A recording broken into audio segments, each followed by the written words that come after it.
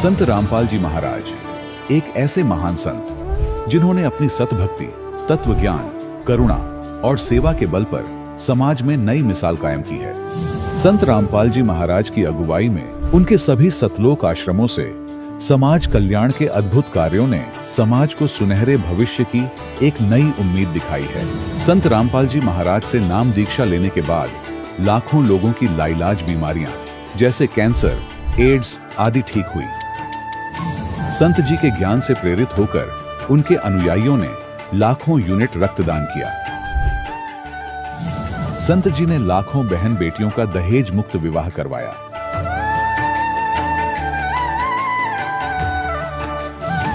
संत जी ने लाखों लोगों का नशा छुड़वाया, करोड़ों उजड़े परिवार बसे। संत जी के आश्रमों में समागम के दौरान निःशुल्क नेत्र चिकित्सा, दंत चिकित्सा प्रदान की जाती है।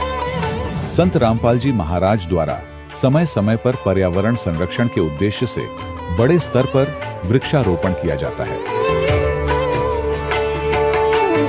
संत जी ने जरूरतमंदों को तत्काल राहत पहुंचाने के लिए एम्बुलेंस सेवा शुरू की। संत जी अपने अनुयायियों को देहदान के लिए प्रेरित करते हैं, जिससे मानवता की सेवा और चिकित्सा क्षेत्र में सुधार हो सके।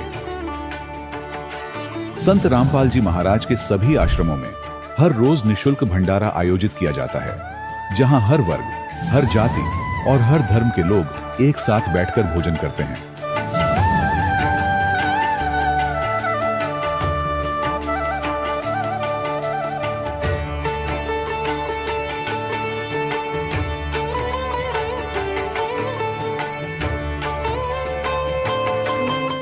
संत रामपाल जी महाराज की अन्नपूर्णा मुहिम ने गरीब और बेसहारा लोगों के जीवन में एक नई ऊर्जा और उम्मीद को जन्म दिया है। घर घर खाद्य सामग्री और जरूरी मदद पहुंचाकर संत रामपाल जी महाराज ने लोगों को दुख और मजबूरी से लड़ने की ताकत प्रदान की है।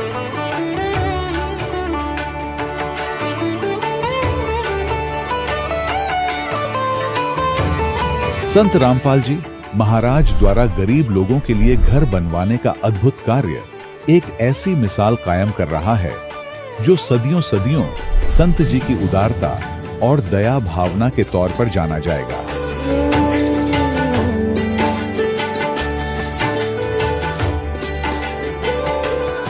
संत रामपाल जी महाराज के आश्रम में हजारों बुजुर्गों को सम्मान और प्यार के साथ जीवन जीने का अवसर मिलता है। उनके खाने, रहने और स्वास्थ्य की पूरी जिम्मेदारी संत रामपाल जी महाराज उठाते हैं।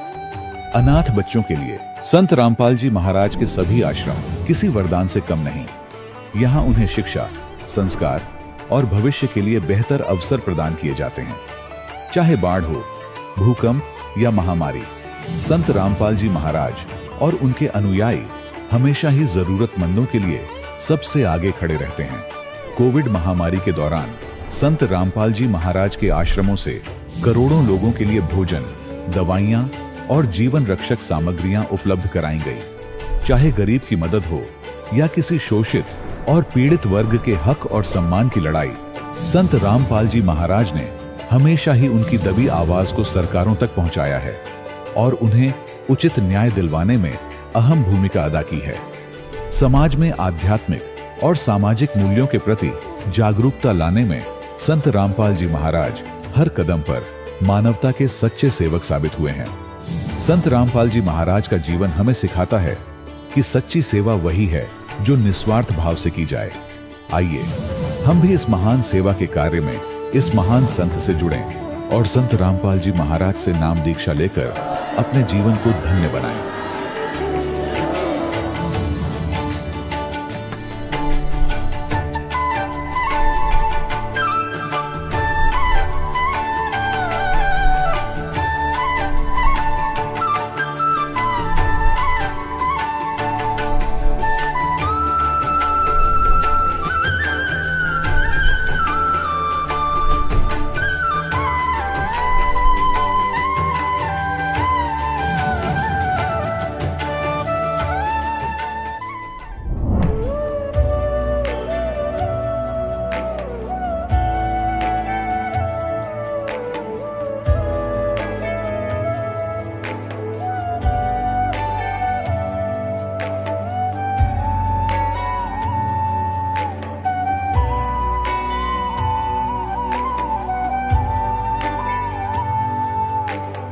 कौन ब्रह्मा का पिता है, कौन विष्णु की मां, शंकर का दादा कौन है, हमको दे बता। ये जानने के लिए कृपया सुनिए। जगत गुरु तत्वदर्शी संत रामपाल जी महाराज के अमृत वचन सर्व पवित्र धर्मों के पवित्र शास्त्रों के आधार पर। सत्साहिब दर्शकों, मनुष्य भक्ति साधना इसलिए करता है ताकि उसे दुखों से निजात मिले और वह पूर्ण परमात्मा की प्राप्ति कर सके। ऐसी ही कहानी है उत्तराखंड की रहने वाली बबीता जी की। ये शिव जी, माता दुर्गा जी और हनुमान जी की भक्ति साधना करती थीं। लेकिन इतनी भक्ति साधना करने के बावजूद भी कोई लाभ नहीं हुआ, बल्कि उल्टा इन्हें प्रेत बाधा सताने लगी। दर्शकों, जब बबीता जी को इतनी भक्ति साधना करने के बावजूद भी कोई समाधान मिलता ना नजर आया, तो बबीता जी ने ठान लिया कि मैं पेट के बल माता जी के मंदिर जाऊंगी और उनसे अपने कष्टों के निवारण की अर्ज करूंगी। दर्शकों, आपको यह बात जानकर हैरानी होगी कि बबीता जी पेट के बल माता दुर्गा जी के मंदिर गई, लेकिन वहां से भी इन्हें कोई समाधान नहीं मिला और इनके पसलियों में सूजन आ गई। ये शारीरिक रूप से भी कमजोर हो गई। लेकिन दर्शकों, आज बबीता जी का कहना है कि जब से मैंने संत रामपाल जी महाराज से नाम दीक्षा ली है, तब से मैं पूर्ण रूप से सुखी हूं और मुझे अद्वितीय लाभ भी मिले हैं। दर्शकों, आइए जानते हैं कि आखिर बबीता जी ऐसा क्यों कह रही हैं। सुनते हैं बबीता जी की कहानी उन्हीं की जुबानी। नमस्कार जी। नमस्कार जी। क्या नाम है जी आपका? मेरा नाम बबीता राणा है। बहन जी, आप कहाँ से हैं? मैं ग्राम देवकली, नानामत्ता, उत्तराखंड, उधम सिंह नगर से हूँ। बहन जी, संत रामपाल जी महाराज जी से नाम उपदेश आपने कब लिया? 5/2/2019 को। बहन जी, संत रामपाल जी महाराज जी से नाम उपदेश लेने से पहले आप क्या भक्ति साधनाएं करते थे? मैं दुर्गा माता और सब शिव शंकर भगवान और हनुमान जी की पूजा किया करती थी। तो फिर आप संत रामपाल जी महाराज जी की शरण में कैसे आए? मेरी दीदी का लड़का इस सतज्ञान से जुड़ा हुआ था। उसने मेरे साथ चर्चा की। पहले मैं स्वीकार तो नहीं कर रही थी इस ज्ञान को, लेकिन कहते नहीं है मरता क्या नहीं करता। मेरी स्थिति इतनी ज़्यादा खराब थी, पेट बाधा की वजह से मैं बहुत ज़्यादा दुखी थी, शारीरिक रोग से बहुत परेशान थी मैं। इसीलिए मैंने संत रामपाल जी महाराज की शरण ग्रहण की। बहन जी, संत रामपाल जी महाराज जी की शरण में आने के बाद आपको क्या क्या लाभ मिले? सबसे पहले तो मेरी प्रेत बाधा दूर हुई, नाम लेने मात्र से ही। प्रेत बाधा की वजह से बहुत ज़्यादा शारीरिक कष्ट होता था मुझे, मानसिक स्थिति भी बिगड़ी रहती थी। बहुत ज़्यादा गुस्सा आना इस प्रेत बाधा की वजह से ही। ऐसा गुस्सा आता था कि मन करता था या मर जाऊं या किसी को मार दूं। और इस प्रेत बाधा की वजह से मेरी बच्ची को बहुत ज़्यादा दुख तकलीफ का सामना करना पड़ा। एक टाइम ऐसा हो गया था इस प्रेत बाधा की वजह से ही मेरे पति को और मेरी बच्ची को और मुझे इतनी ज़्यादा खुजली हो गई, वो साल पूरा हमारा ऐसा ही गया। खुजलाते खुजलाते जख्म हो जाते थे, फिर भी उस जख्म के ऊपर खुजलाती थी मेरी बच्ची। बहुत रोना आता था कि हे परमात्मा, इतनी भक्ति कर रही हूँ मैं दुर्गा माता की, शिव शंकर का व्रत रखती थी, नवरात्रि का व्रत रखती थी, फिर भी मेरे ये शारीरिक कष्ट दूर नहीं हो रहे थे। मैंने दुर्गा माता मंदिर में सितारगंज मेन रोड से अंदर को 3-4 किलोमीटर अंदर को मंदिर है, तो मैंने माता से कुछ बोल रखा था करके, माता मैं ठीक हो जाऊं, मैं लेट कर आपके दरबार में आऊंगी। तो उस मेन रोड से 3-4 किलोमीटर में लेट कर गई, तो ठीक होने के बजाय मेरी पसलियों में सूजन आ गई। तो वो भी दुख हो रहा था करके मैं तो सुख की चाह में गई थी, लेकिन यहाँ मेरा एक और शारीरिक कष्ट यानी आ गया, मेरी पसलियाँ सूज गईं। शारीरिक पीड़ा की वजह से बहुत तकलीफ उठानी पड़ी मुझे। बलि भी दिया करती थी कि किसी भी तरह से मेरा शारीरिक सुख प्राप्त हो जाए, लेकिन सब तरह से निराशा ही हाथ लगी। संत रामपाल जी महाराज की दया से आज इस प्रेत बाधा से मुझे मुक्ति मिली है और घर में आए दिन लड़ाई झगड़े होते रहते थे, लेकिन अब इससे भी निजात मिली है। अब झगड़े नहीं होते हैं घर में, शांत वातावरण हो गया है घर में संत रामपाल जी महाराज की दया से। और मेरे पित्ते में पथरी थी 18 mm की, डॉक्टर ने बताई थी, तो उन्होंने कहा था करके ये ऑपरेशन के द्वारा ही निकलेगी। दर्द भी होता था। मेरे दोनों किडनियों में पथरी थी। राइट साइड पे 6 mm की थी, लेफ़्ट साइड पे 5 mm की थी, जिसकी वजह से कमर बहुत ज़्यादा दुखा करती थी मेरी। बार-बार दर्द उठना, उससे भी बहुत काफ़ी परेशान थी मैं। मेरी पित्त की थैली में 18 mm की पथरी बताई थी डॉक्टर ने, रिपोर्ट भी मैं साथ लाई हूँ। तो डॉक्टर ने कहा था करके ऑपरेशन के द्वारा ही निकलेगी ये पथरी। पहले तो दर्द होती थी ये पित्ते की पथरी में, लेकिन अब परमात्मा की दया से अब कोई दर्द नहीं है। मैं कोई भी दवाई नहीं खाती हूँ इसकी, ना ही ऑपरेशन करवाया, ना ही मैं आज कोई दवाई खाती हूँ। आज मैं इस पित्त की पथरी से बिल्कुल तरह ठीक हूँ, संत रामपाल जी महाराज की दया से। बच्ची भी हमेशा परेशान रहती थी शारीरिक दुख की वजह से, और हर महीने उसे नज़र हो जाती थी। हमारे थरवाटी में बोलते हैं ढीठ नज़र, जो कहते हैं जो पक्की मिठाई होती है वो देते थे, तब जाकर उसकी नज़र ठीक होती थी। हर महीने यही ड्रामा लगा रहता था। आज बंदी छोड़ सतगुरु रामपाल जी महाराज की दया से मैं कोई झाड़ा नहीं लगवाती हूँ। आज मेरी बच्ची ठीक है। ये मैं रिपोर्ट लाई हूँ। पित्त के थैली में पथरी थी मेरे 18 mm की थी, यहाँ लिखा है 13 से 18 mm, और डॉक्टर ने बोला था कि ये ऑपरेशन के द्वारा ही निकलेगी। संत रामपाल जी महाराज की दया से आज मैं बिना ऑपरेशन, बिना दवाई के आज मैं ठीक हूँ। ये पित्त के थैली की पथरी का अब मुझे एहसास ही नहीं होता है। हर महीने मैं बीमार हो जाती थी, कभी 10 दिन, कभी 15 दिन, चारपाई पे लेट जाना। और मेरी बच्ची थी 4 साल की, उसकी केयर ना कर पाना, उसको पानी लाकर भी नहीं दे पाती थी, बहुत दुख होता था मुझे। और इसी बीच मेरा कमर भी निकल आई थी पीछे को, बाहर साइड पे, तो मुझे झुककर चलना पड़ता था। आज बंदी छोड़ सतगुरु रामपाल जी महाराज की दया से आज मैं पूरी तरह से ठीक हूँ। बहन जी, संत रामपाल जी महाराज जी की शरण में आने के बाद आपको बहुत सारे लाभ प्राप्त हुए, तो जो श्रद्धालु संत रामपाल जी महाराज जी से जुड़ना चाहते हैं तो कैसे जुड़ सकते हैं? सत्संग आती है तो डाउन साइड पे एक पट्टी चलती है, उस पर व्हाट्सएप नंबर दिए जाते हैं। उन नंबर पर संपर्क करके आप पता कर सकते हैं कि कहाँ कहाँ नामदान सेंटर खुले हुए हैं, वहाँ जाकर आप नाम दीक्षा ले सकते हैं। धन्यवाद जी। सत साहिब जी। दर्शकों, अभी आपने सुने संत रामपाल जी महाराज से दीक्षा प्राप्त करके सुखी हुए भक्त के अनुभव। अब देखिए जगत गुरु तत्वदर्शी संत रामपाल जी महाराज के मंगल प्रवचन। ये काशी में जुलाहा रूप में जो रहे थे परमात्मा, ये असंग ब्रह्मांड के स्वामी हैं। हम इनको पहचान नहीं सके क्योंकि हमने परमात्मा की परिभाषा ही गलत सुन रखी है। कोई निराकार बताता है, कोई साकार कहता है, तो श्री राम और कृष्ण, विष्णु और शंकर भगवान तक हमारी बुद्धि सीमित कर रखी थी। इसलिए हम लाल को पहचान नहीं सके। हम 10 के नोट की भी कदर जानते हैं, हम 100, 500 और 1000 के नोट को भी खूब पहचानते हैं, लेकिन हम लाल से परिचित नहीं हैं। आज भी परिचित नहीं है। यदि यहाँ कोई लाल डाल दिए जाए, आप उनको छोड़कर चले जाओगे, और 1000 का नोट पड़ा हो तुरंत उठाओगे। चाहे किसी का ये भी कहो कि भी किसका है देखिएगा, किसी का हो तो ले लीजिए, आपको उसकी कदर है, लाल का पता नहीं।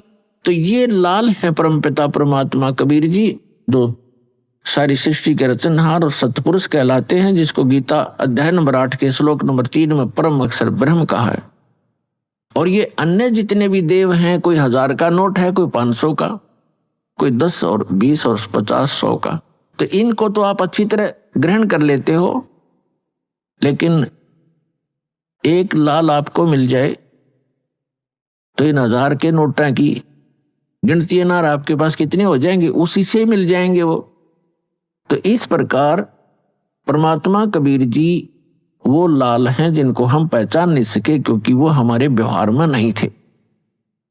और हम पहचान नहीं सके तो अपनी पहचान कराने के लिए परमात्मा स्वयं आए और अच्छी आत्माओं को मिले, जो दृढ़ भक्त पुण्य आत्माएं थी।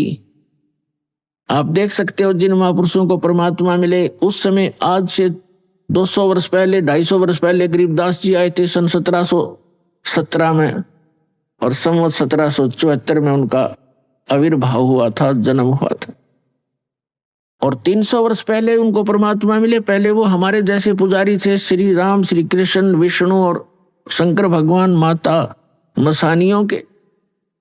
और जब उन्होंने परमात्मा को देखा, सतलोक देखा, जहां हम रहा करते वो स्थान देखे और वहां की जो सुख देखे, फिर आकर उनको वापस छोड़ा, तो फिर वो इतने दृढ़ हो गए। पूरा समाज एक तरफ तो ऐसे दृढ़ भक्तों को परमात्मा मिलते हैं, और जिस कारण से वो अपनी स्थिति को, अपनी पहचान को अपने बच्चों तक करवाते हैं।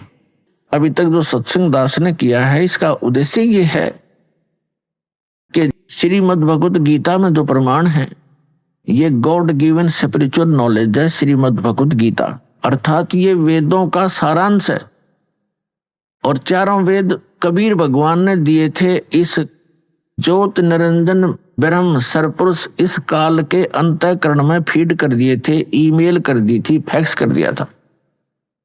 और जब इसने डाउनलोड करके देखा, कंप्लीट स्पिरिचुअल नॉलेज भेजा था परमात्मा ने इस ज्योत स्वरूपी निरंजन के अंतःकरण में।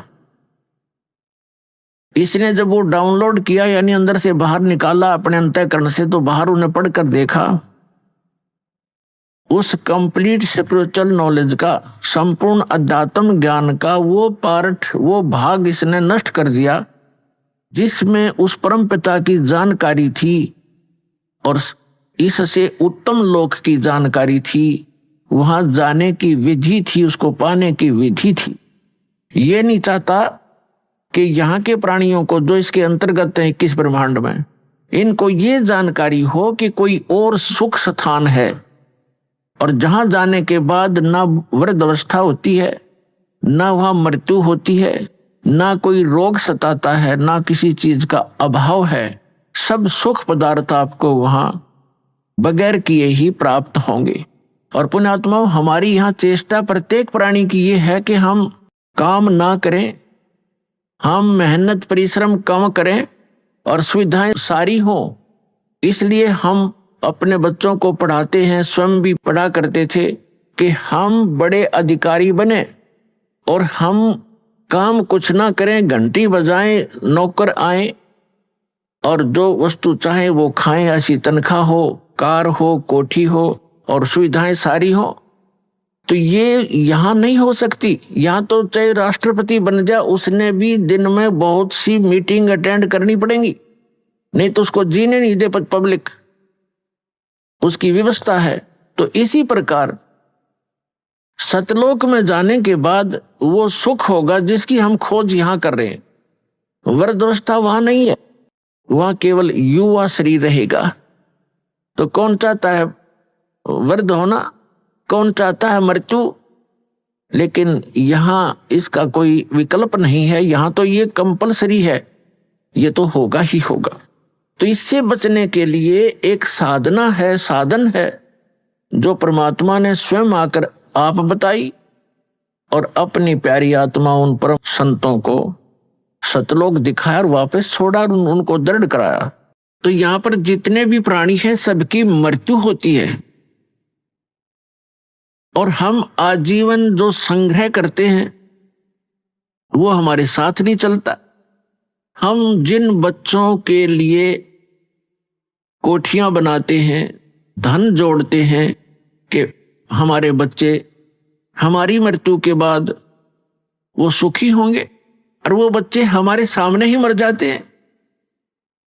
ऐसे बहुत से प्रमाण, ये दुखदायी घटनाएं हम समाचार पत्रों में भी सुनते हैं, टीवी पर भी देखते हैं। एक पूरा परिवार एक सत्संग सुनकर आ रहा था किसी संत का, तो उसमें इतना पक्का याद नहीं दास को कि 12 सदस्य थे पूरे परिवार के या 13 थे। उनमें से एक घर पे था और बाकी 11 या 12 सत्संग सुनने गए हुए थे, सत्संग सुनकर आ रहे थे, दुर्घटनाग्रस्त हो गए। पूरा का पूरा परिवार मारा गया, छोटे पोता पोतियां से लेकर बच्चों तक। एकला वृद्ध रह गया वो, जिसने सारी उम्र ये सोची थी घना धन इकट्ठा कर लूं, मेरे बच्चे सुखी होंगे, हम तो चलो मर जाएंगे, मेरे पोता पोती तो सुखी होंगे। पोता पोती पहले चले गए। तो यहां काल ने आपको धोखे में रखा हुआ। फिर दूसरा कारण यह है कि संत की शरण में सत्संग सुनते हैं प्राणी, तो उनको ऐसी आपदाओं का सामना नहीं करना पड़ता। तो वो संत और सत्संग और उसकी साधना में कोई त्रुटि है जिस कारण से प्रोटेक्शन नहीं होता। और दूसरा कारण ये होता है कि संत भी सही हो, साधना भी ठीक हो, लेकिन अपने में कोई त्रुटि हो, हम नियमों का पालन ना कर रहे हो, उससे क्या होता है, फिर नाम खंडित हो जाता है। उस कारण से भी प्राणी साधक होते हुए हानि उठा लेता है, क्योंकि उसका प्रोटेक्शन समाप्त हो जाता है। जो पावर कनेक्शन उसको मिला हुआ था वो न मिलने से वो पावर वाला काम बंद हो जाता है, उसको सारी सुविधाएं बंद हो जाती हैं। जैसे आपका बिजली का कनेक्शन कट जाता है तो ना पंखा चले, ना एसी चले, ना कूलर काम करे, ना कोई पंप चले, ना कोई हैंड पंप चले, यानी सब सुविधाएं बंद हो जाती। इस प्रकार परम संत हो, साधना शास्त्र अनुकूल हो और साधक मर्यादा में रहे, फिर ये आपदा नहीं आया करती। पूर्ण परमात्मा सत्य पुरुष की साधना करने वाले साधक पर ये आपदा नहीं आ सकती। दुर्घटना में मृत्यु, अकाल मृत्यु या कोई अन्य दुख नहीं आने देंगे भगवान, जहां हमारी समर्पित भाव से साधना होगी और सत्य साधना होगी। तो फिर भी जो कहने का दास का आज जो उद्देश्य है ये ज्ञान कराने का, कि हम जिन सुविधाओं को एकत्रित करने में, जोड़ने में सारा जीवन लगा देते हैं और फिर भी हम भी छोड़ चले जाते हैं और बच्चों का भी पता नहीं, हमारे सामने ही मृत्यु हो जाए, तो ये गंदा लोक है, ये लोक ठीक नहीं। अभी तक हमें इसका अल्टरनेट नहीं था। अल्टरनेट था तो इतना था कि स्वर्ग चले जाएंगे, स्वर्ग से आगे हम नहीं जानते थे। परमात्मा कबीर जी ने आके अपनी महिमा, अपना स्थान स्वयं बताया है कि एक स्थान ऐसा है जहां जाने के बाद साधक फिर लौटकर संसार में नहीं आता। ये परमात्मा ने आके बताया 600 वर्ष पहले, और उसके बाद भी उस परमात्मा के सूक्ष्म वेद में वर्णित ये ज्ञान है जो परमेश्वर ने, कबीर जी ने स्वयं अपने मुख से बोला, जिसको कबीर वाणी कहते हैं, जिसको सच्चिदानंद घन ब्रह्म की वाणी कहा है, उसमें वर्णित किया मालिक ने, और हमारे वेद और गीता में वर्णित है।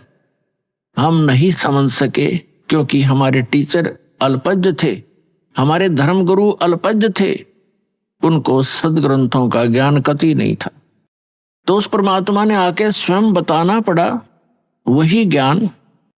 जिन महापुरुषों को परमात्मा मिले उन्होंने भी यही ज्ञान कराया, लेकिन उसको हम समझ नहीं सके, जिस कारण से अभी तक परमात्मा के आने से पहले तक हमें केवल स्वर्ग से आगे कोई बताने वाला नहीं था। और पता चला इन सदग्रंथों से और परमेश्वर के सूक्ष्म वेद से और जिन महापुरुषों को परमात्मा मिले उनकी अमृतवाणी से, कि स्वर्ग में गए हुए प्राणी भी जन्म मृत्यु में ही रहते हैं। और जिनको हम इष्ट रूप में पूजा करते थे, श्री विष्णु जी, श्री शंकर जी, ब्रह्मा जी को तो हम पूजते नहीं थे, लेकिन आदर की दृष्टि से अवश्य देखते थे। इन तीनों का नाम हम टिप्स पर रखते थे, ब्रह्मा विष्णु महेश।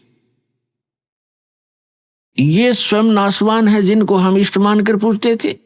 तो जिस नासवान इष्ट की हम पूजा करेंगे तो क्या होगा, हम उसके लोक में चले जाएंगे।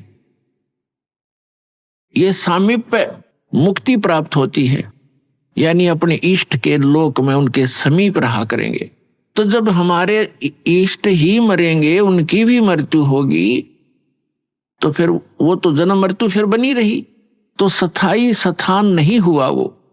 तो जो आज प्रसंग है कि जिस लोक में हम रह रहे हैं ये लोक अच्छा नहीं है, और हमें केवल स्वर्ग तक का ही ज्ञान हमारे धर्म गुरुओं ने कराया। परमेश्वर ने आकर अपनी अमृतवाणी में ये ज्ञान दिया कि एक और लोक है जहां आप सदा सुखी रहोगे, आपका जरा मरण नहीं होगा। जरा माने वृद्धावस्था, मरण माने मृत्यु।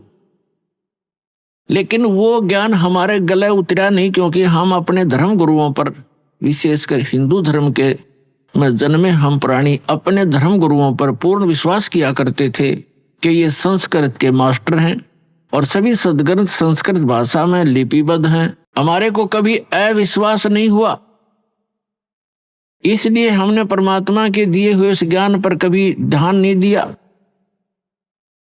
और साथ में ये भी हमारे एक इंजेक्शन लगा दिया करते कि कबीर जी तो अशिक्षित थे, उन्होंने संस्कृत पढ़ी नहीं, क्योंकि संस्कृत केवल ब्राह्मण ही पढ़ा करते थे और कई ब्राह्मणों के पास गए, उनको संस्कृत नहीं पढ़ाई, इसलिए वो उठपटांग भाषा बनाकर गाते थे। ऐसी सोच थी हमारे इन ऋषि महर्षियों की, वो परमात्मा को समझ नहीं सके। और उस परमेश्वर की वाणी में ये पहले लिपिबद्ध था, जो हमारे सदग्रंथ भी बताते हैं। क्योंकि परमात्मा ने जो ज्ञान दिया वो अपने द्वारा रची हुई सृष्टि का और सारा विधान स्वयं बनाया हुआ था, वो अपनी सिंपल लैंग्वेज में बोल दिया।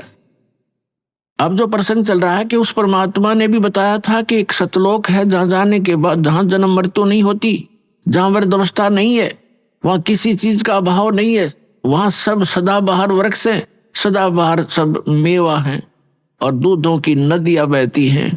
वहां पर अमृत के सरोवर भरे हुए हैं, मीठे जल के समुद्र भरे हुए, हीरे पन्ने ज्वारातों के वहां पहाड़ हैं, जो यहाँ पर मिट्टी और पत्थर के पहाड़ हैं, झरने बहते हैं, वहां वर्षा होती है, बगैर बादल के फुहार चल पड़ती है, सुंदर शरीर है आपका, कभी वृद्धावस्था नहीं होती, मृत्यु नहीं होती, वहां आपका परिवार होगा। जैसे धीरे धीरे यहाँ एक, पहले हम अकेले थे, विवाह हुआ जब 2 हो गए, बच्चे हुए जब 5-4 और हो गए, और फिर धीरे धीरे पोते पर पोते हो गए, तुम्हारा कितना अच्छा परिवार और कैसा दिल लग रहा है। और 1 मिनट में ना जाने पोता मर जा, पोती मर जा, बेटा मर जा, बेटी मर जा, स्वयं की टिकट कट जा, तो खा के ये स्थान, तो वो स्थान है जहां पर हम कभी मरेंगे नहीं, हमारा परिवार होगा, सारी सुविधाएं होंगी, मनोमयी विमान होंगे आपके, यहाँ तक साइकिल नहीं जुड़ता सारा दिन, और वहां पर ऐसा सुविधा है कि आप चाहोगे आपके सामने विमान खड़ा होगा, और जहां जाओगे बैठ के परिवार, कहीं बहुत बड़े बड़े पार्क हैं, बड़े सुंदर स्थान हैं, तो वो स्थान है जो भगवान ने स्वयं आकर बताया। और इसी का परम समर्थन हमारे सदग्रंथों ने दिया। जैसे गीता ज्ञानदाता यह सरपुरुष है, श्रीमद् भगवत गीता अध्याय नंबर 15 के श्लोक नंबर 16 और 17 में 3 पुरुष हैं। पुरुष माने प्रभु, स्वामी, मालिक, ब्रह्म कहो, पुरुष कहो, भगवान कहो, राम कहो, साहिब कहो, ये 3 पुरुष बताए। एक सरपुरुष, एक अक्षर पुरुष। और 15वें अध्याय के गीता के 15वें अध्याय के 17वें श्लोक में सरपुरुष और अक्षर पुरुष से कोई और बताया जो श्रेष्ठ भगवान है, पुरुषोत्तम है, उत्तम पुरुष है तू अन्य परमात्मा इति उदाहरते। जिसको परमात्मा कहा जाता है वास्तव में वो पुरुष तो इन दोनों से, सरपुरुष और अक्षर पुरुष से कोई अन्य है, और वही तीनों लोकों में प्रवेश करके सबका धारण पोषण करता है। ये 3 पुरुष है, 3 प्रभु हैं। सरपुरुष इसको ब्रह्म बोलते हैं, हमारे ऋषि मुनि इसको ब्रह्म कहा करते हैं, और संतों ने इसको सरपुरुष, सरब्रह्म, ज्योत निरंजन, काल की संज्ञा दी है परमेश्वर कबीर जी ने, और उन्हीं से परिचित महापुरुषों ने भी यही उनको बताया। तो दूसरा अक्षर पुरुष है, इसको दूसरे शब्दों में परब्रह्म भी कहते हैं, अक्षर ब्रह्म भी कहते हैं। जो सरपुरुष है जिसको ब्रह्म कहते हैं, जो काल है, वो केवल 21 ब्रह्मांड का प्रभु है, स्वामी है, मालिक है, राम है, खुदा है, अल्लाह है, साहिब है। वो कंप्लीट गॉड नहीं है, केवल 21 ब्रह्मांड का स्वामी है। एक ब्रह्मांड के अंदर पृथ्वी लोक, पाताल लोक, स्वर्ग लोक, और नीचे के तल रसातल आदि ये, और ऊपर के जैसे विष्णु जी का लोक, शिव जी का लोक, ब्रह्मा जी का लोक, धर्मराय का लोक, और ऊपर जो ब्रह्मलोक के अंदर डिवीजन है कई, उसमें भी भाग हैं, तो वो सारे मिला के एक ब्रह्मांड में एक ब्रह्मलोक भी है, एक मानसरोवर भी है, तो ये सारा मिला करके एक ब्रह्मांड है। ऐसे ऐसे 21 ब्रह्मांड है सरपुरुष के, काल के, जिसके लोक में हम रह रहे। ये इतना ही प्रभु है, इतना ही स्वामी है। और दूसरा अक्षर पुरुष है, गीता अध्याय नंबर 15 के श्लोक नंबर 16 में 2 पुरुष हैं। अक्षर का अर्थ होता है जिसका नाश ना होता हो, अविनाशी। लेकिन ये अविनाशी लगता है लेकिन अविनाशी नहीं है। अक्षर पुरुष भी अविनाशी नहीं है, लेकिन इसको कहा गया है अविनाशी अक्षर पुरुष, इसलिए 15वें अध्याय के 17वें श्लोक में कहा है कि उत्तम पुरुष है तू अन्य परमात्मा इति उदाहरते। उत्तम पुरुष, श्रेष्ठ पुरुष तो इन दोनों से, सरपुरुष और अक्षर पुरुष से कोई और है, और जिसको परमात्मा, परमात्मा माने श्रेष्ठ आत्मा, वो पुरुषोत्तम तो कोई और है इन दोनों से।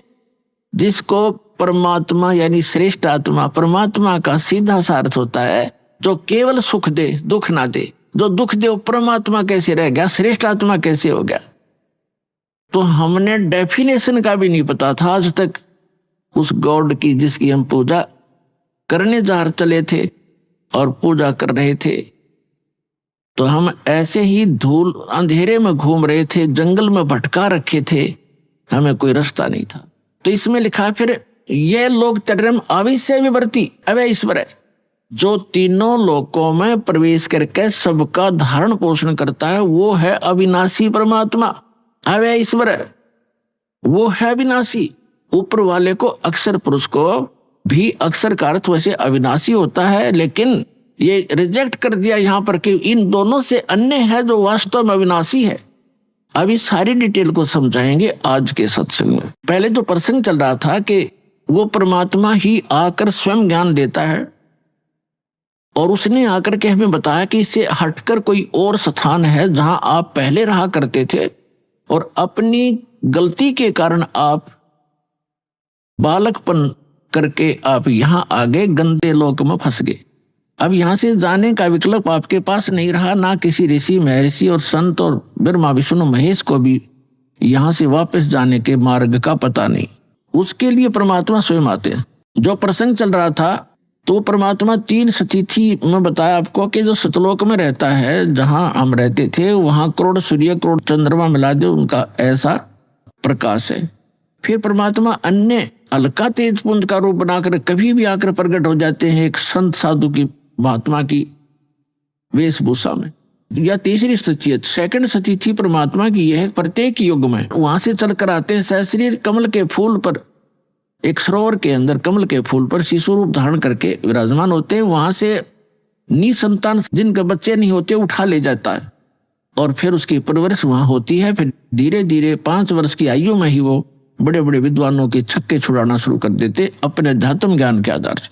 हम फिर आते हैं गीता अध्याय नंबर 15 के श्लोक नंबर 16 और 17 पे, क्योंकि प्रसंग चला है कि एक परमात्मा ने भी आकर बताया, और इन सदग्रंथों में वही प्रमाण है कि कोई ऐसा स्थान है जहां जाने के बाद साधक फिर लौटकर संसार में कभी नहीं आते, वह स्थायी स्थान पाते हैं। और जब तक हम इस काल के लोक में हैं, कितनी साधना कर लें, उस सत्य पुरुष के बताए उस सत्य ज्ञान के आधार से जब तक सत्य साधना नहीं करेंगे तो हमारी जन्म मृत्यु सदा बनी रहेगी। उसके लिए परमात्मा से परिचित संत आदरणीय गरीबदास साहिब जी कहते हैं कि आगे गए ना बावड़े रहते भी सब जाही, बिन साहेब की बंदगी कहीं ठोर ठिकाना नहीं। कहते हैं कि आगे चले गए, वो तो वापस आए नहीं आपको कुछ बतावें कि हमारे साथ क्या बना, और जो शेष बचे हैं वो भी चले जाएंगे। यहाँ किसी उस सत्य साधना वो पूर्ण परमात्मा की भक्ति के बिना कहीं ठोर ठिकाना नहीं। जैसे आज आप चाहे प्रधानमंत्री बने हो किसी देश के,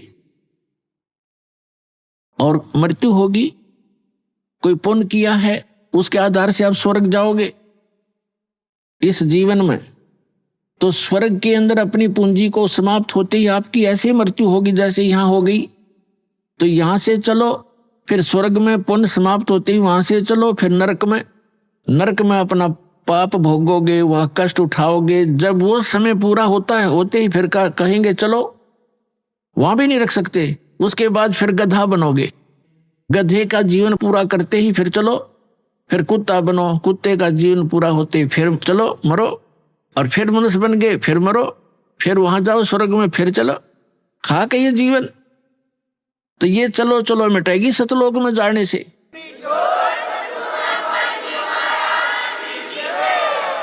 और वो चलो चलो ना तो ब्रह्मा की मिट्टी, ना विष्णु की, ना शिव जी की, ना सरपुरुष की, ना अक्षर पुरुष की, केवल परम अक्षर पुरुष, परम अक्षर ब्रह्म है वो परमात्मा जो स्वयं वास्तव में अविनाशी है। उसकी साधना करने से भी साधक उस लोक में चले जाते हैं जहां प्राणी कभी नहीं मरते, कभी वृद्ध नहीं होते और वहां सदा युवा शरीर रहता है और वापस लौटकर इस गंदे लोक में फिर नहीं आते।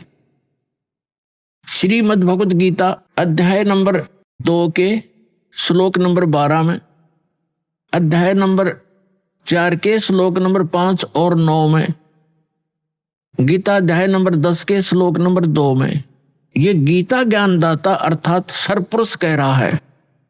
ये गीता का ज्ञान श्री कृष्ण जी में प्रवेश करके ये सरपुरुष बोल रहा है, काल बोल रहा है, जिसका ये स्वयं प्रमाण दे रहा है गीता अध्याय नंबर 11 के श्लोक नंबर 32 में कि अर्जुन मैं काल हूं और इन सभी लोगों का नाश करने के लिए, सभी योद्धाओं का नाश करने के लिए मैं अब प्रवृत्त हुआ हूं। अब श्री कृष्ण में प्रकट हुआ हूं, मैं बढ़िया हूं, इसमें प्रवेश हुआ हूं।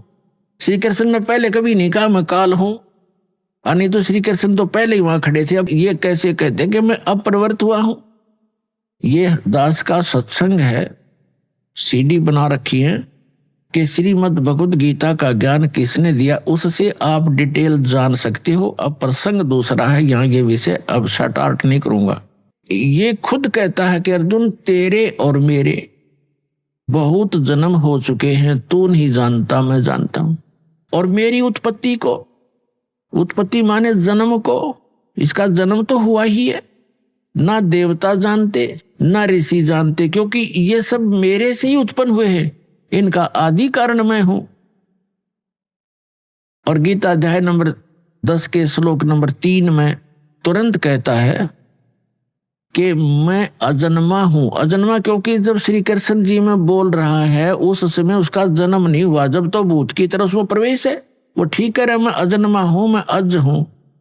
अब मैं जन्म लेकर नहीं आया श्री कृष्ण जी की तरह, मैं तो इसमें वैसे प्रकट होकर बोल रहा हूं।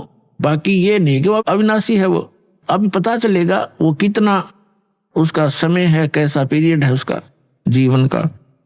अब जो प्रसंग है कि जब हम जैसे श्रीमद् देवी भागवत यानी देवी पुराण के अंदर सचित्र मोटा टाइप गीता प्रेस गोरखपुर से प्रकाशित जो हिंदू समाज के श्रद्धालु शिरोधार्य हैं और अपने सबके घरों पर रखी हैं, जो जरा सी भी भगवान में आस्था रखता है, उसके तीसरे स्कंद में 123 पृष्ठ पर विष्णु जी स्वयं स्वीकार करते हैं अपनी माता दुर्गा की, वो स्तुति कर रहे हैं कि तुम शुद्ध स्वरूपा हो, ये सारा संसार तुम ही से उद्भासित हो रहा है, मैं ब्रह्मा और शंकर आपकी कृपा से ही विद्यमान है, हमारा तो आविर्भाव माने जन्म और तिरोभाव माने मृत्यु हुआ करता है, हम अविनाशी नहीं है।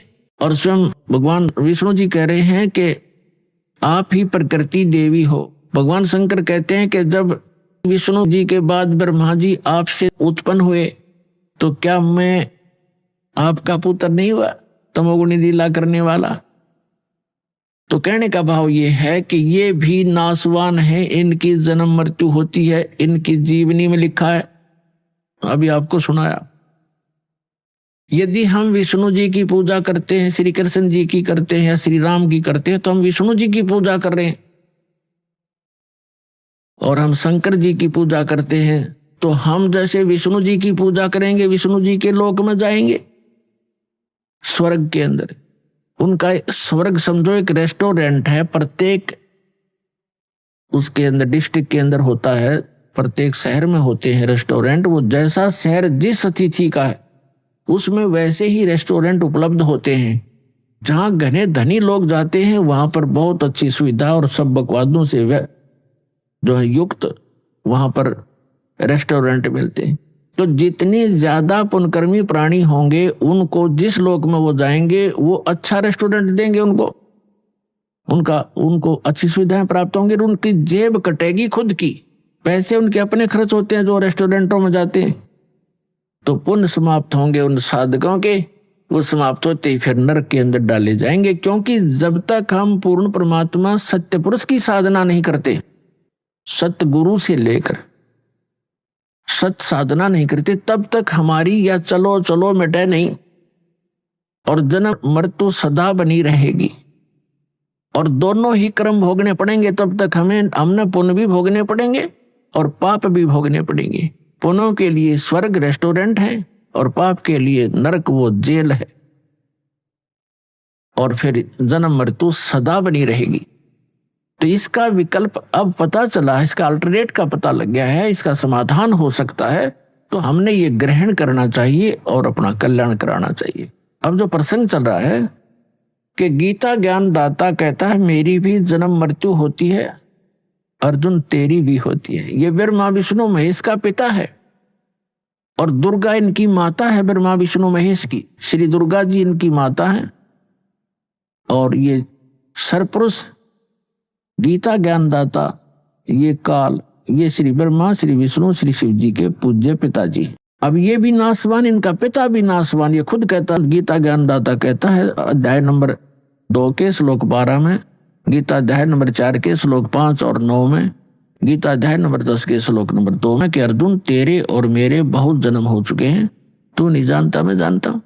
और फिर ये अपनी साधना बताता है और इसलिए ये कहता है कि गीता अध्याय नंबर 18 के श्लोक नंबर 62 में, गीता अध्याय नंबर 15 के श्लोक नंबर 4 में कि अर्जुन तू सर्वभाव से उस परमेश्वर की शरण में जा। कौन से की? उस परम अक्षर ब्रह्म की, उसकी शरण में जा। उसकी कृपा से तू परम शांति को और सनातन परम धाम को प्राप्त होगा, उसी परमेश्वर की कृपा से। और जब आपको तत्वदर्शी संत मिल जाए, गीता अध्याय नंबर 15 के श्लोक नंबर 1 से 4 का निष्कर्ष है कि तत्वदर्शी संत की पहचान भी बताई है। फिर उसके बाद बताया कि उसके पश्चात परमेश्वर के उस परम पद की खोज करनी चाहिए जहां जाने के बाद साधक फिर लौटकर कभी संसार में नहीं आते। गीता ज्ञानदाता अपनी साधना करने को, अपनी भक्ति करने को भी मना कर रहा है। वो कहता है कि उसी की भक्ति करो जिस परमेश्वर ने सब ब्रह्मांडों की रचना की है, अर्थात जिससे इस संसार रूपी वृक्ष की प्रवृत्ति विस्तार को प्राप्त हुई है, अर्थात जिसने सब ब्रह्मांडों की, पूरे विश्व की रचना की है, असंख्य ब्रह्मांडों की, वही परमात्मा पूज्य है, उसकी पूजा करो। अब प्रसंग चल रहा है श्रीमद् भगवत गीता अध्याय नंबर 4 के श्लोक नंबर 32 में गीता ज्ञानदाता कहता है कि अर्जुन अभी तक मैंने आपको अध्याय इसी 4 के श्लोक 25 से लेकर 31 तक जो भी साधनाएं बताई वो कंप्लीट नहीं है, वो पूर्ण नहीं है। वो तो उन साधकों की अपनी सोच है कि वो प्रत्येक अपनी साधना जैसी भी कोई कर रहा है उसको पाप नाशक मानकर कर रहा है। यानी पाप नाशक भी मोक्षदायक, पाप नाश होंगे तभी तो मोक्ष होगा। पाप नाशक जानते हैं, लेकिन अब क्या बताया है चौथे अध्याय के 32वें श्लोक में, यहां पर थोड़ी सी जो अनुवाद करता है, अनुवादक हैं गीता जी के, गड़बड़ कर गए, क्योंकि जहां इनकी बुद्धि ने काम नहीं किया वहां अर्थों का अनर्थ किया इन्होंने। उदाहरण के तौर पर गीता अध्याय नंबर 7 के श्लोक नंबर 18 में अनुत्तम शब्द है, तो उसका इन्होंने अति उत्तम कर दिया। ये बालक भी ना कर सकता, 4ठी कक्षा 5वीं कक्षा का अनुत्तम माने अति उत्तम कोई लिख देगा, 0 नंबर आएंगे उसके। और ये 100 के 100 नंबर प्राप्त कर रहे। ये अज्ञानी अनुवादक और ऋषि महर्षि। इसी प्रकार गीता अध्याय नंबर 18 के श्लोक नंबर 66 में एक वर्ज शब्द है। वर्ज का अर्थ जाना होता, आना नहीं होता। जैसे इंग्लिश वर्ड गो है तो गो का अर्थ आना नहीं हो सकता, जाना ही होता है। कहीं पर भी लिखा हो चाहे इसमें समास और फलाना और ये बकवास है, इनकी अपनी अज्ञानता का प्रमाण है उनका। वो गलत बताते हैं हमारे को कि ऐसे बनता है, ऐसे बनता है। ये इनकी, क्योंकि अज्ञानी व्यक्ति कुछ ना कुछ तगड़मबाजी तो करेगा। अभी आपने सुने संत रामपाल जी महाराज के मंगल प्रवचन। आइए अब सुनते हैं संत रामपाल जी महाराज से नाम दीक्षा लेकर सतभक्ति करके अद्भुत लाभ प्राप्त करने वाले अनुयायी के विचार। दर्शकों, शिक्षा व्यक्ति के लिए सबसे बड़ा वरदान है, या यूं भी कह सकते हैं कि यह प्रभु की विशेष कृपा है, क्योंकि शिक्षित व्यक्ति सही और गलत की परख आसानी से कर सकता है।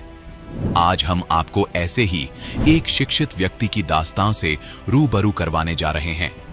ये हैं उज्जैन मध्य प्रदेश के शिक्षक नाहर सिंह जी, जिन्होंने अपने जीवन का काफी लंबा समय राधा स्वामी पंथ में बिताया है, पर समय रहते शिक्षा का सही लाभ उठाते हुए इन्होंने सही आध्यात्मिक गुरु की परख उनके शास्त्र प्रमाणित ज्ञान से की। और संत रामपाल जी महाराज को अपना गुरु बनाया। आज नाहर सिंह जी का कहना है, विश्व में तत्वदर्शी संत रामपाल जी महाराज ही सच्चे सतगुरु हैं। आखिर इतना बड़ा दावा नाहर सिंह जी किस आधार पर कर रहे हैं? आइए सुनते हैं पूरी कहानी नाहर सिंह जी की जुबानी। नमस्कार सर। हाँ नमस्कार जी। सर क्या नाम है आपका? सर मेरा नाहर सिंह, राजपूत समाज से हूँ मैं। सर कहाँ से आए हैं आप? सर मैं ग्राम बागनी, तहसील मैदपुर, जिला उज्जैन, मध्य प्रदेश का रहने वाला हूँ। सर क्या काम करते हैं आप? मैं सर पेशे से अध्यापक हूँ, गवर्नमेंट की सर्विस करता हूँ, मध्य प्रदेश गवर्नमेंट की। सर संत रामपाल जी महाराज जी से आपने नाम दीक्षा कब ली? सर मैंने संत रामपाल जी महाराज से अप्रैल 2014 में बरवाला आश्रम में नाम दीक्षा ली थी। सर आपने बताया कि आप पेशे से एक अध्यापक हैं, आप पढ़े लिखे हैं सर, लेकिन सर कुछ लोगों का ये मानना है कि जो श्रद्धालु संत रामपाल जी महाराज से जुड़ते हैं वो अंधभक्ति के तहत जुड़ते हैं। ये बात कहाँ तक सही है सर? सर ये बात वैसे ही है जैसे कि एक बच्चों के बारे में हम बात करते हैं, ऐसे ही लोगों ने हमारे बारे में गलत धारणा बना रखी है। क्योंकि संत रामपाल जी महाराज से जो जुड़ने वाले जितने भी लोग हैं सब बहुत अच्छी आत्मा है और समझदार लोग जुड़े हुए हैं।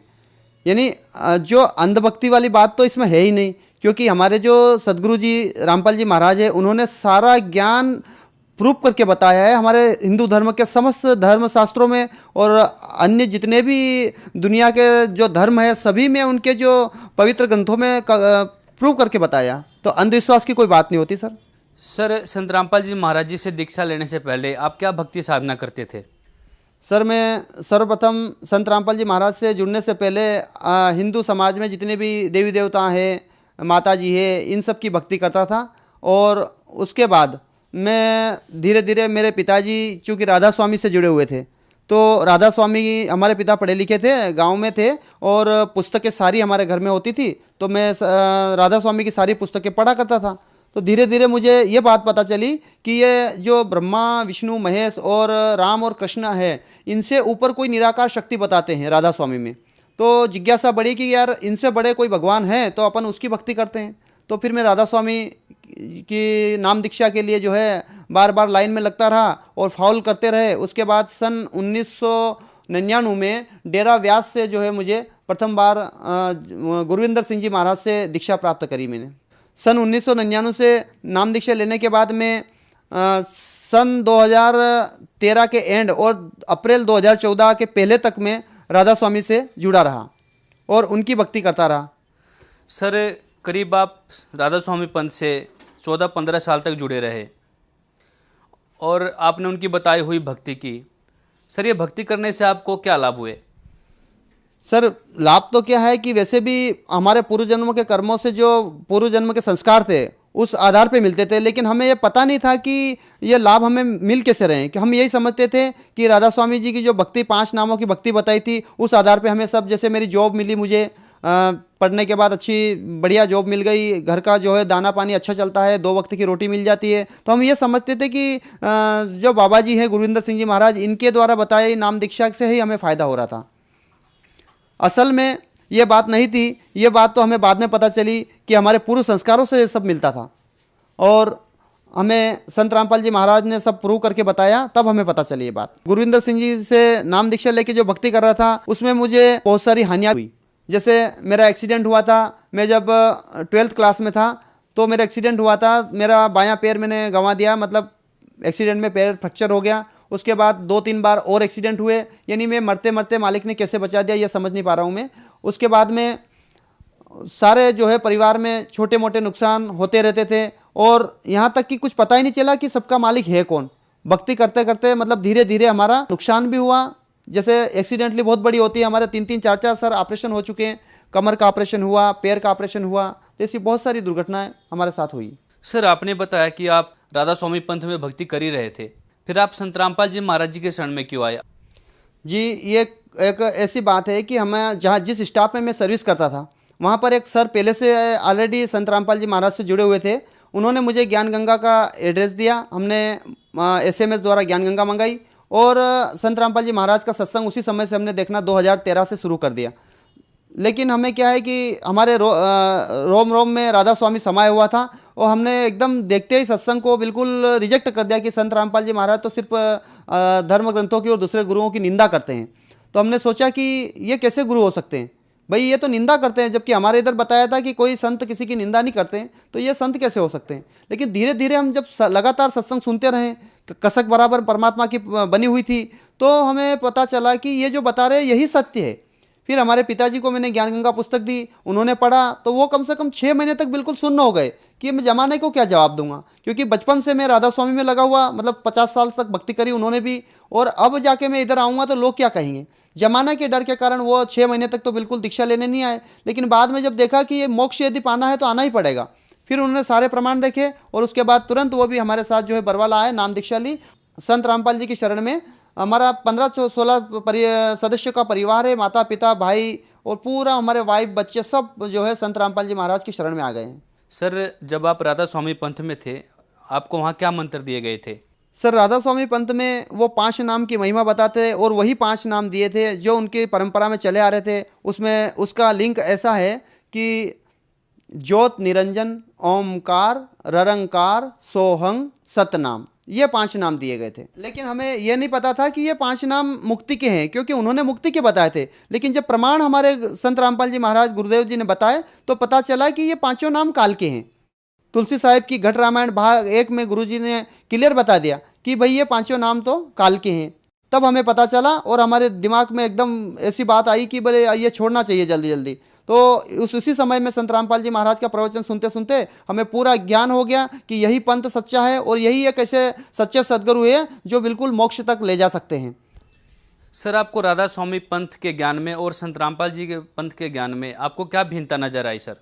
सर, बहुत बड़ी भिन्नता है, जमीन आसमान का अंतर है। क्योंकि राधा स्वामी में हमें ऐसा ज्ञान बताया, ऐसी पट्टी पढ़ाई हुई थी कि वहाँ बताते थे कि हम मंजिल 8वीं की भक्ति करते हैं। ये जो 5 नाम बताते हैं वो कि हम 8वीं मंजिल की भक्ति करना है हमें। जो राधा स्वामी धाम सबसे ऊंचा धाम बताया गया था। और ये जितने भी अवतार हुए हैं, रामकृष्ण के अवतार हुए, जितने चारों वेद, गीता, बाइबल, जितने धर्मशास्त्र हैं, ये तो पहली मंजिल से उत्पन्न होते हैं। तो भाई पहली मंजिल की अगर भक्ति करेंगे तो हमारा मोक्ष नहीं होगा, हमें तो मंजिल 8वीं की करनी है। तो हमारे अंदर ऐसी भावना हो गई थी कि हम किसी धर्मशास्त्र की न माने, किसी शास्त्र को न पढ़ें और किसी बात को न माने, क्योंकि अगर इनमें फंस गए तो हमारी मुक्ति नहीं होगी। तो सर जी, हम जो है संत रामपाल जी महाराज का जो सत्संग हमने सुना, उसके बाद हमें पता चला कि हमें कितना बड़ा मूर्ख बनाया जा रहा था। क्योंकि उन लोगों ने एक ऐसी सिस्टम बनाया था कि कोई भी हिंदू धर्म के लोग उस सत्य को न जान पाए जिसमें उनकी मुक्ति होना है। तो हमारे 4 वेदों को रिजेक्ट कर दिया, पवित्र भगवत गीता को रिजेक्ट कर दिया, 18 पुराणों को रिजेक्ट कर दिया उनने, और यहाँ तक कि एक अंध भक्ति ऐसी बताई। और जितने भी लोग जुड़े हैं बेचारे ऐसे फंस गए हैं कि उनका कहीं भी अंत निकलना बहुत मुश्किल है। हम हमारे भाइयों को खूब कोशिश करते हैं उनको निकालने की, लेकिन वो मानने को तैयार नहीं होते हैं, क्योंकि ये 8वीं मंजिल का ज्ञान उनको बता रखा है और धर्मशास्त्र उन्होंने रिजेक्ट करे हुए हैं। लेकिन हमारा प्रयास लगातार रहता है कि उन लोगों को कैसे सत्य पर लाएं और सच्चाई उनको बताएं, ये हम लगातार कोशिश करते रहते हैं। सर, आप 14-15 साल से राधा स्वामी पंथ में जुड़े हुए थे, लेकिन अभी भी जो श्रद्धालु हैं वहाँ पर जुड़े हुए हैं, और कहीं ना कहीं उनका ये भी मानना है कि हमारे गुरु जी के पास बहुत सारी संगत आती है, जिससे उनका ये भी समझना होता है कि हमारे गुरु जी पूर्ण संत हैं। आप उन्हें क्या कहना चाहेंगे? संत रामपाल जी का जो ज्ञान है यह सभी वेद और शास्त्रों से प्रमाणित ज्ञान है। क्योंकि हम जिस पंथ में पहले जुड़े हुए थे, राधा स्वामी पंथ में, उसमें तो शास्त्रों से हमें दूर रखा गया था, हमें भटकाया गया था कि उस सच्चाई को हम ग्रहण न कर लें। क्योंकि ये सारे पंथ अब पता चला कि ये काल के चलाए हुए पंथ थे और हम उसमें बुरी तरह से उलझ चुके थे। एक प्रकार का मकड़ जाल उनने बुन रखा था। अब परमात्मा की दया हुई और सभी धर्मशास्त्रों को संत रामपाल जी महाराज का जो भक्ति मार्ग के द्वारा हमने देखा और वेदों को देखा, पढ़ा और शास्त्रों को पढ़ा, गीता को पढ़ा और 4 वेदों को देखा। परमात्मा ने बताया कि सच्चा सदगुरु कौन सा है। क्योंकि हमारे देश तो बिल्कुल धर्मशास्त्रों पर विश्वास करता है और बिल्कुल संतों पर विश्वास करता है, और यहाँ की पब्लिक सभी संतों पर विश्वास करती है। तो हमें ये पहचानना है कि भाई सच्चा संत कौन सा है इसमें। क्योंकि यहाँ तो संतों की कोई कमी नहीं, लाखों की संख्या में करीब संत यहाँ पर नकली बने हुए हैं, जो हमारे जो भगत आत्माओं को भ्रमित किए हुए हैं और उनको जो है नर्क में झोंक रहे हैं।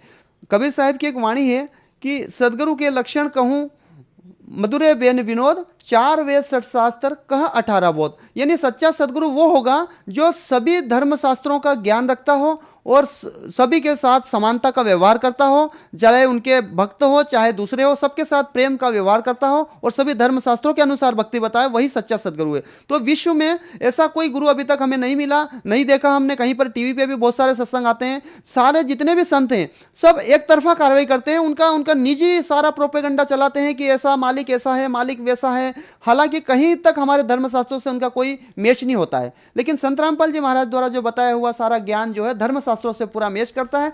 सर, जो श्रद्धालु आपको देख रहे हैं, आप उन्हें क्या संदेश देना चाहेंगे? सर जी, हम संदेश तो क्या देंगे, हम तो हाथ जोड़ के निवेदन करेंगे कि भाई आप पढ़े लिखे हो, आज का युग सभी लोग साक्षर हैं, कोई भी अनपढ़ नहीं है, पूरे विश्व के लोग सब पढ़े लिखे हैं, सभी भाषाओं का ज्ञान रखते हैं, हिंदी जानते हो, इंग्लिश जानते हो और भी देश की विभिन्न भाषाओं को आप जानते हो। तो आप संत रामपाल जी महाराज द्वारा जो सत्संग कार्यक्रम चलाया जा रहा है और अन्य चैनलों पर भी आता है अलग अलग समय में, तो आप इन सत्संग को देखिए और सत्संग के माध्यम से आप खुद डिसिप्लिन कीजिए, मतलब निराकरण आप खुद कीजिए कि आपको करना क्या है। क्योंकि संत रामपाल जी महाराज ने सारे सत्संग वेद शास्त्रों से प्रमाणित बताया है। तो आप इसको आइए, सत्संग सुनिए, ज्ञान गंगा बुक मंगवाइए, पढ़िए उसको। जो सत्संग के समय जो एक पट्टी चलती है, उस पट्टी पर जो है वो नंबर दिए जाते हैं, उन नंबरों को चेक करिए, कांटेक्ट कीजिए और आपको जो है पता चल जाएगा कि बुक हमें कैसे मिलेगी। SMS करिए और बुक को पढ़िए। उसके बाद में आप एक ऐसे संत की शरण में आइए जो समाज सुधार के साथ साथ आपको मोक्ष तक लेके जाएगा, आप अपने सनातन परम धाम को प्राप्त करोगे। सर, संत रामपाल जी महाराज जी से दीक्षा लेने के बाद आपको क्या लाभ हुए? संत रामपाल जी महाराज की जब शरण ग्रहण करी तो उन्होंने हमें ऐसी ऐसी जगह से बचाया जहां हमारा बचना मुश्किल ही नहीं, नामुमकिन था। एक बार मैं दास के पास एक ट्रैक्टर था, ट्रैक्टर चला रहा था और मुर्मीकरण का काम चल रहा था रोड का। तो ऐसे हमारी भरी ट्रॉली स्पीड से आ रही थी, मैं खुद चला रहा था, ड्राइव कर रहा था। तो पूरा जो इंजन था ट्रैक्टर पूरा लटक गया और ट्रॉली रह गई रोड के ऊपर और कम से कम 10 फीट अंदर गहरी खाई में ट्रैक्टर पूरा लटक गया। और मैं कैसे आया ये मुझे नहीं पता चला। जब आसपास देखने वाले लोग दौड़ते हुए आए, उन्होंने कहा कि यार हम सोचते रह गए कि तू कैसे बाहर कैसे निकल आया, क्योंकि यहाँ तो तुझे अंदर और ऊपर ट्रैक्टर, तू अंदर और ऊपर से ट्रैक्टर गिरना था, लेकिन तू कैसे जो होशियारी से बाहर आ गया। मैंने कहा कि जी मैंने बिल्कुल होशियारी नहीं करी, पता ही नहीं मैं कैसे बाहर आ गया। और ट्रैक्टर पूरा लटक रहा है, ट्रॉली ऊपर पड़ी हुई है और एकदम मालिक ने मुझे बचा लिया। तब पता चला कि मेरी जो है आयु वहाँ पर समाप्त होने वाली थी। लेकिन संत रामपाल जी के महाराज की दया से मुझे जो है नया जीवन मिला। और ऐसे अनेक प्रकार के छोटे मोटे लाभ हुए। कहीं बिजली का करंट लगता है तो मालिक बचा लेते हैं। अभी की बात बताता हूँ, मैं जो है खेती बाड़ी का काम भी देखता हूँ। तो वहाँ पर जो अभी चने में पानी चल रहा था, तो पानी चल रहा था, तो पाइप को जैसे ही मैं उठाने गया तो उंगली में मेरे को जो एक बिच्छू ने, बहुत बड़े वाले बिच्छू ने डंक मारा। तो मैंने देखा कि यार कोई कांटा लगा है, इतना तेज कांटा। देखा तो कोई कांटा नहीं, वहाँ पानी में देखा तो बहुत इतना लंबा, कम से कम 4-5 इंच लंबा बिच्छू, काला बिच्छू बिल्कुल रखा था। और उस बिच्छू ने बिल्कुल डंक मारा और ऐसा डंक 2-3 मारे उसने। तो डंक लगते ही मेरे खून की जो है ब्लडिंग चालू हो गई। तो मैंने संत रामपाल जी के महाराज द्वारा दिया हुआ जो सतनाम था उसका सुमरण करा और धीरे धीरे वो जो है जो समस्या हो रही थी जहर की, धीरे धीरे पूरी खत्म हो गई। और यहाँ तक कि मैंने किसी को फ़ोन करके भी घर पे नहीं बताया कि मुझे बिच्छू ने काट लिया, क्योंकि बताऊंगा तो वो घबराएंगे, तो किसी को बताया नहीं। और पूरी तरह से मैंने पानी तोड़ा, 1-1.5 घंटे तक खेत में रहा गीले में। उसके बाद में आराम से घर आया। घर आने के बाद परमात्मा की बिल्कुल सुबह तक पता भी नहीं चला कि मेरे को बिच्छू काटा था। तो ऐसे हमारे परिवार में छोटे मोटे बहुत सारे चमत्कार हुए। कई बार तो मालिक ने बहुत बड़ी दया कर दी। दास की तिजोरी में पैसे नहीं होते थे और कभी अचानक कोई काम आ जाता, जाकर देखते थे तो पैसे भी हमें अचानक वहाँ से 10-10, 20-20 हज़ार रुपये परमात्मा की दया से मिल जाते थे।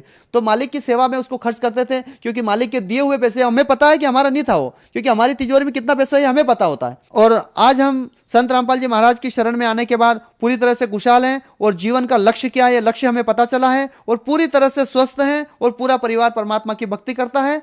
धन्यवाद सर। सत साहेब।